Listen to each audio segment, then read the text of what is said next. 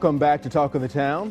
With the rising cost of weddings, typically no matter what the couple seems to budget for the big day, they will exceed it. But there are ways to save and have the wedding of your dreams. Here to tell us about it is Lehry Bishop, who is the founder and editor of Budget Savvy Bride. Welcome back to Talk of the Town. Hope you're doing all right today. Yes, thank you so much for having me back. All right. Recently, you did a survey and you talked to some brides and some grooms about the wedding and about the big day. What did you learn from that survey? Yeah, we recently partnered with Tuluna Quick Surveys to poll 1,000 brides and grooms, and what we found out was that the overwhelming majority of people we surveyed are contributing financially to their wedding. Only about 14% had their families cover the entire cost. So overall, I think no matter who's paying, everybody wants to find a way to save money. So I've got lots of. And that's got to be a huge change from before, because I guess in the past it was usually the family that was paying for most of it. Yeah, definitely. I think there's a shift going on where people are maybe getting married a little bit later in life when they're a little more established, and so they're able to take on those financial commitments themselves. All right. So one of the things that you've done is you've come up with ways for people to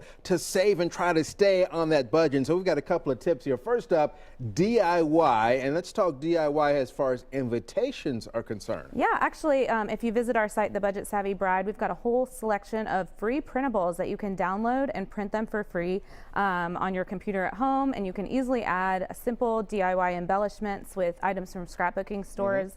And it's just a really great way to save money and do something yourself. All right, so go into DIY centerpieces.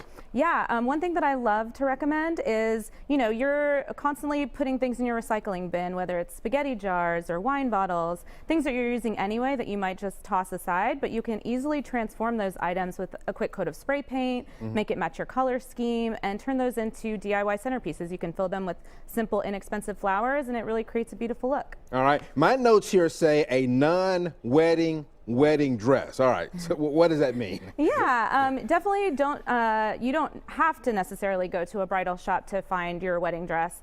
You can consider going to a department store. Even ones like Nordstrom or Macy's have dresses that might be considered evening gowns, but they come in white. And they're beautiful and very inexpensive when compared to like a more standard wedding dress, which can be, several $1,000s. All right, and then one other tip here. Let's talk about DJs, because renting a DJ or hiring a DJ can be expensive. What's this virtual DJ deal? Yeah, so there's actually a new company called Mixteca, which allows you to create an account, and you can choose all of your wedding music for your day and order it in the order that you'd like it to play. And then they send you a tablet in the mail that's preloaded with all of the music, and you just plug it into a speaker system and it kind of runs on its own. So that's a really great way to save money rather than hiring a professional if it doesn't fit in your budget. All right, it's fantastic. Do you get to keep the tablet, or do you have to send the tablet back? Oh, you send it back. Oh, okay. But still not bad, though. It's not bad. All right, some great information. Yes. Thank you very much for being with us today. If you'd like to learn more ways to save money on your wedding, go to newschannel5.com,